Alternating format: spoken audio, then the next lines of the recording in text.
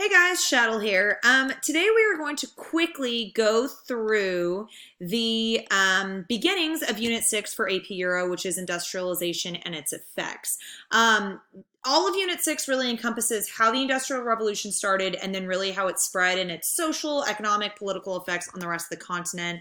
I know that we've talked about the Industrial Revolution before in years previous. We've looked at how it affected the rest of the world and then more specifically on the United States. So today I'm going to glaze over some of the stuff we already know, especially the technologies, factories, et cetera, et cetera. And I'm going to focus more on the laws and different people and places that really made the Industrial Revolution in Europe specific to Europe versus the rest of the world. So let's get started. Great Britain, of course, is where we are going to start because it is the place, the birthplace of the Industrial Revolution. Now, why Britain? Variety of different reasons. First major reason, their natural resources. Coal, iron ore are going to be the big two. Because of this, that they are able to grow major industries in the Industrial Revolution and really become a complete powerhouse in relation to the rest of the world. Of course, there are two big industries from the offset are going to be textiles and then the railroad. Of course, James Watt invents the steam engine in Scotland, which will then later on spread throughout the rest of the world. Now, keep in mind, it's not just the natural resources, but it's going to be Britain's political and social climate that really allow for the Industrial Revolution to thrive. Remember, we've talked about this before, that Great Britain is relatively politically stable in comparison with the rest of the continent. They're not having the upheavals, and because they have that constitutional monarchy and that balance between a strong monarchy and a parliament, this really allows for people to have more individual leadership in terms of the economy in Great Britain. Of course, banks such as the Bank of England are going to be really key in giving that capital and that money to those investors. And even the English government themselves would reward you by doing different industrial things, if you will. They would give you patents if you invented something new. Of course, you would want that, so that way nobody else would steal your idea. They would even just straight up give you cash. Like, honestly, if you invented something new or it was an improvement to an old one that the government could use, they would literally just give you a financial reward, so that's pretty cool. Now, the way that Britain shows off its economic prowess is through an event that Queen Victoria puts on called the Great Exhibition of 1851. And if you will, think of it as a World's Fair, except the rest of the world wasn't really invited and it only specifically focused on Britain. And it was basically a show off of look how awesome we are. And the key, or really the key centerpiece of this, was a building called the Crystal Palace that was built entirely in steel and glass, which I know we're really used to today with our modern buildings. But at the time, this was seen as holy crap. Like, this building is insane. People could walk through. You can see down here, there were different galleries you could walk through. And it was a really big show off of look at how awesome we are compared to the rest of the continent. Now, the other thing that you want to keep in mind is the other half of Britain's government. So besides the crown, you have parliament, right?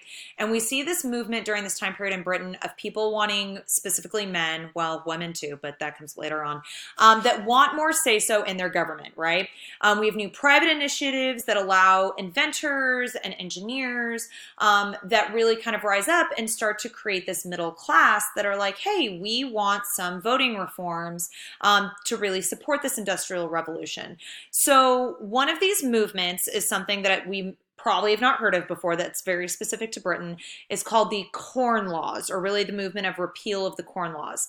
Backstory: corn actually is wheat. I know that's weird. I don't know why they call it corn, but the product we're calling here is wheat. It really should be the anti-wheat law, but whatever. Okay, so the Corn Laws were a series of really high tariffs on imported wheat. And really that favor the rich people, right? Because they're the ones that are able to afford it. So the middle and lower classes can't afford this imported wheat. So the Anti-Corn Law League is founded. A lot of petitions go around. And eventually in 1846, the prime minister repeals the Corn Laws. And it's seen as a huge victory for the middle class. And it increases their representation in the House of Commons, which is Britain's lower house, if you will, which really reflects the middle class and shows the growth of the middle class in Britain's government. Now, outside of Britain, we know that the Industrial Revolution will spread eastward throughout Europe throughout the 19th century. So let's look at how that spreads. France, yikes. Okay, so what's interesting is we've talked about France at length, right? Their revolution, hot mess express, but They do a lot better industrially than you might actually think. And a lot of that starts with Napoleon, ironically. He supports a lot of different industrial initiatives in France. Even it creates the National Bank of France and does a pretty good job for them. Of course, we've talked about he's removed from power. So by 1815, when he is gone, we still see industrialization in France. The new French government that we'll talk about later on supports it. It's slower than Britain, but it works because a lot of the French aristocracy that escaped to Britain during the Revolution come back with this newfound knowledge of English industrialization that really helps France out. They become the leaders in silk and cotton manufacturing. Now, everybody else throughout the rest of the continent is on the struggle bus, big time. It's significantly slower than specifically Britain, France, and Prussia, as I'm about to talk about, for a variety of different reasons. Lack of natural resources, lack of resources. They have really volatile governments, or governments just don't care. They don't support it. And the persistence of serfdom in some areas, especially in Russia. We'll get there later on. And because of this reliance on land, it becomes really devastating to a lot of people, especially during this time period in the 1840s, which becomes nicknamed the Hungry 40s, because for some reason it was a perfect storm of climate and just over farming the land. We see mass famine, especially in Ireland, the Irish potato famine, of course, that I'm sure we've heard of before. Backstory here, remember, Ireland is part of England at this time period. They are part of Great Britain. Most of the land of Ireland is actually owned by the English aristocracy, and the poor Irish work the land. Crops fail during the 1840s primarily because there's a disease spread around, and the British aristocracy and government really doesn't do much to support. They're like, I don't really care that there's a disease. Get me my food. So by 1880s, nearly 1 million Irish had died. Super, super sad, mass famine. Many more emigrate, and eventually this kind of lack of support is what's going to fuel the Irish independence movement from Great Britain that we'll talk about a little bit later on. All right, Second Industrial Revolution, new types of transportation, and Germany becomes a thing. Biggest thing with Second Industrial Revolution you want to keep in mind is production shifts primarily from textiles to steel is going to be the big thing here. Of course, new technologies like petroleum, electricity, we've got all kinds of new inventions. Standard of living improves a little bit. It's not phenomenal, but it is a slight improvement. New technologies, I know we've talked about this before in previous classes. We've got all kinds of new modes of transportation like steamships and airplanes and cars, of course, from the internal combustion engine. And this is going to lead to more integrated economies and a better way to distribute goods. Two other key cities, I guess, if you will, in the Second Industrial Revolution. The first one is going to be Manchester, which is in England, northern England, becomes basically the world's most industrial city. It opens the first industrial park. Even Ford, the motor company, opened a factory there. The Krupp family, you can see them over here, of the city of Essen, Germany, becomes super rich for their steel and weapons manufacturing, and they're going to become super key later on when we get to World War I. The economy, though, what's interesting, though, is because we have this immense amount of industrial activity, it actually leads to a lot of economic instability. We've got all these new companies and people don't know who to trust.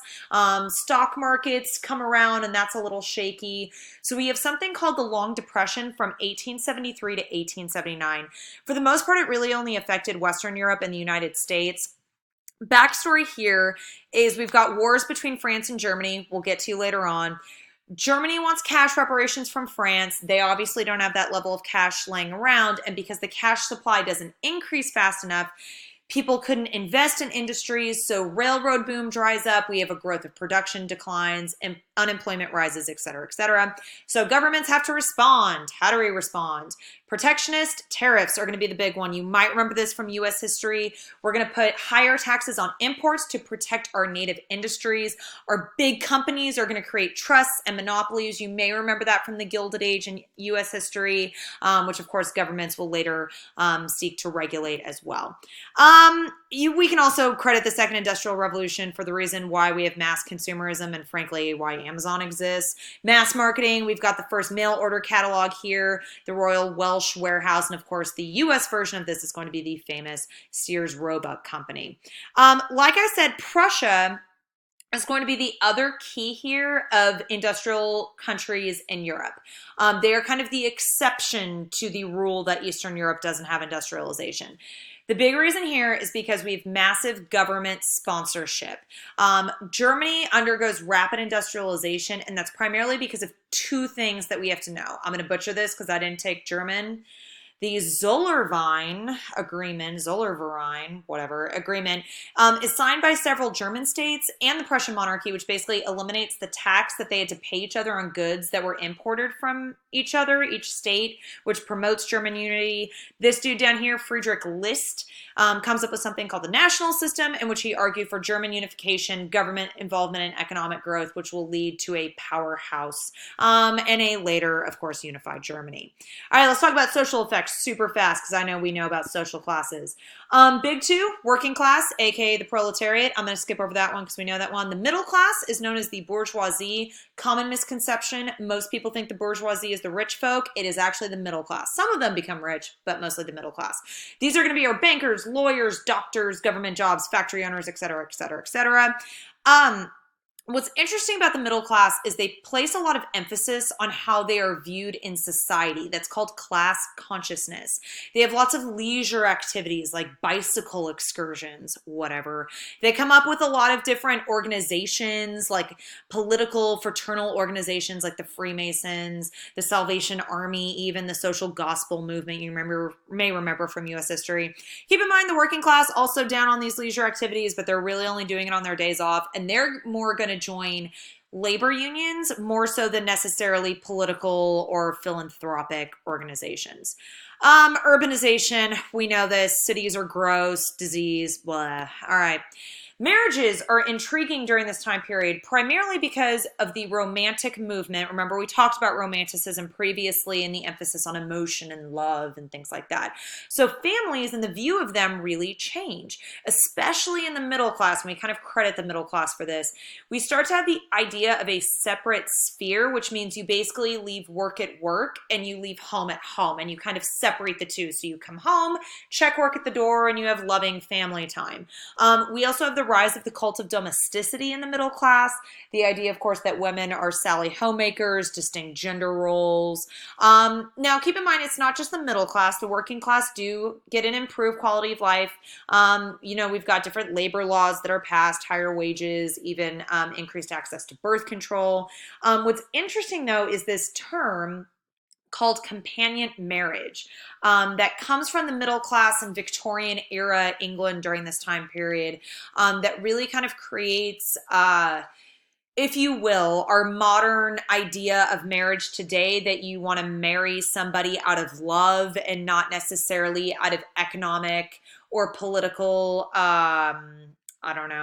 need, if you will.